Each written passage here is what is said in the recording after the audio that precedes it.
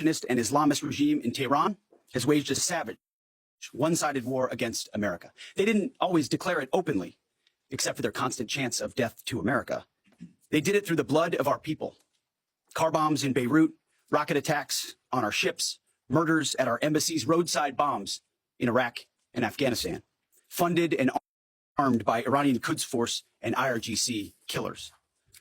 My generation of veterans carry the names of brothers who never came home. Brothers butchered by Iranian-backed roadside bombs and well-armed militias, thousands of our own. We didn't start this war, but under President Trump, we are finishing it. Their war on Americans has become our retribution against their Ayatollah and his death cult. It took the 47th president, a fighter who always puts America first, to finally draw the line after 47 years of Iranian belligerence. He reminded the world, as he has time and time again, being an American means something unbreakable. If you kill Americans, if you threaten Americans anywhere on earth, we will hunt you down without apology and without hesitation, and we will kill you. President Trump has also been very consistent. Crazy regimes like Iran, hell-bent on prophetic Islamist delusions, cannot have nuclear weapons. It's common sense. Many have said it, but it takes guts to actually enforce it, and our president has guts. Iran's stubborn and self-evident nuclear pursuits, their targeting of global shipping lanes, and their swelling arsenal of ballistic missiles and killer drones are no longer tolerable risks. Iran was building powerful missiles and drones to create a conventional shield for their nuclear blackmail ambitions. Let me say that again. A conventional shield for their nuclear blackmail ambitions. Our bases, our people, our allies, all in their crosshairs. Iran had a conventional gun to our head as they tried to lie their way to a nuclear bomb. It almost worked under Obama and his terrible deal, but not under this president.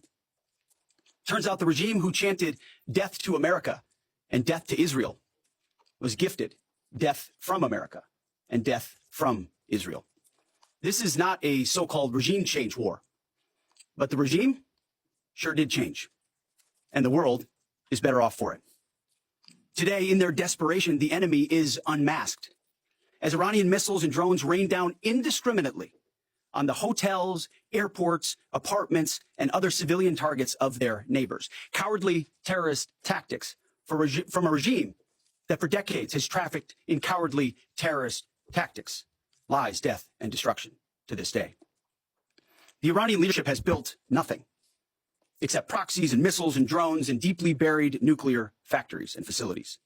Peaceful nuclear ambitions do not need to be buried underneath mountains. Last June, Operation Midnight Hammer obliterated their nuclear program to rubble. Afterward, we told them plainly, that's it, now make a deal. They arrogantly refused. We said, rebuild it, and we'll stop you again, this time far worse. Well, President Trump, Secretary Rubio, Steve Witkoff, Jared Kushner, they bent over backwards for real diplomacy, offering pathway after pathway to peace. I watched it. I was there. They tried over and over and over again, earnest attempts at peace. The former regime had every chance to make a peaceful and sensible deal. But Tehran was not negotiating. They were stalling, buying time to reload their missile stockpiles and restart their nuclear ambitions. Their goal, hold us hostage, threatening to strike our forces. Well, President Trump doesn't play those games. And as Secretary Rubio said after the Maduro raid, if you don't know, now you know. President Trump puts America and Americans first. He doesn't hesitate, and neither do our troops. The mission of Operation Epic Fury is laser focused. Destroy Iranian offensive missiles, destroy Iranian missile production, destroy their navy and other security infrastructure, and they will never have nuclear weapons. We're hitting them surgically, overwhelmingly, and unapologetically.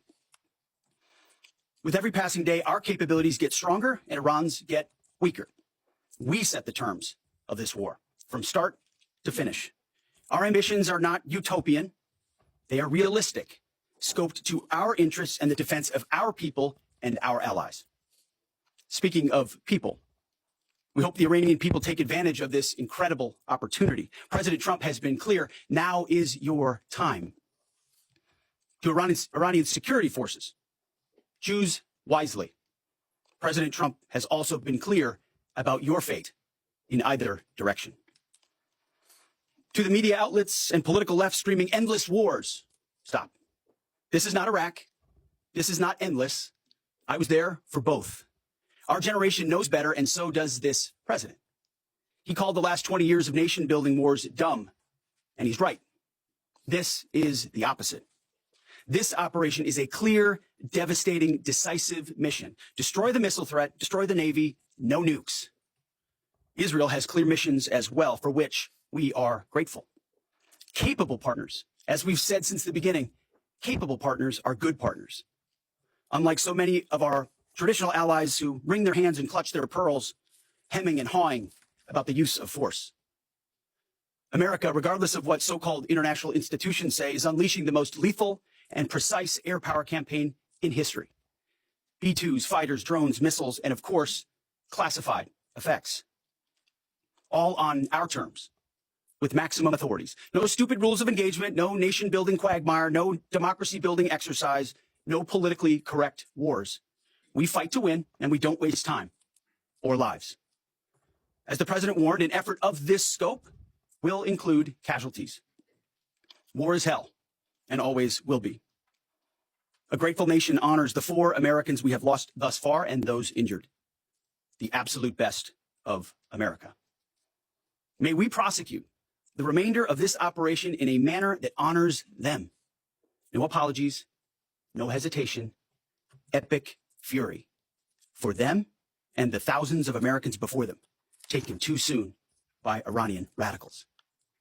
Before I turn it over to General Kane for the operational update, let me speak straight to you, the Joint Force, our warriors on the front lines. This is your moment. This is the generational turning point America has waited for since 1979, and since the rudderless wars of hubris, my generation, our generation, endured. Don't listen to the noise. Just stay focused. Our commander-in-chief is steady at the wheel. We face a determined enemy, but you are better. But we must prove it every single day. History doesn't care if we're tired, if we're scared, or if the fight feels big. It demands warriors who rise anyway. Peace through strength, the warrior ethos, lethality, unity of purpose, those are not slogans. They're the beating heart of what it means to wear the uniform, that uniform.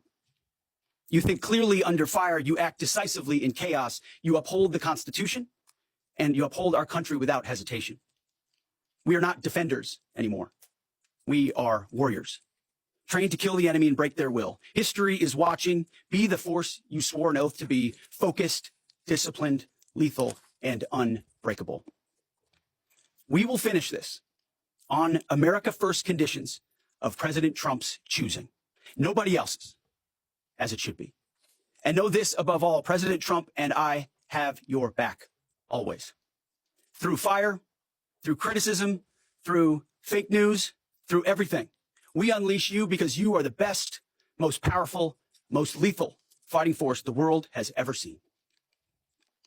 May Almighty God watch over you, and his providential arms of protection extend over you. Godspeed, warriors, and keep going. General Kane, over to you. Thank you, Mr. Secretary, and good morning.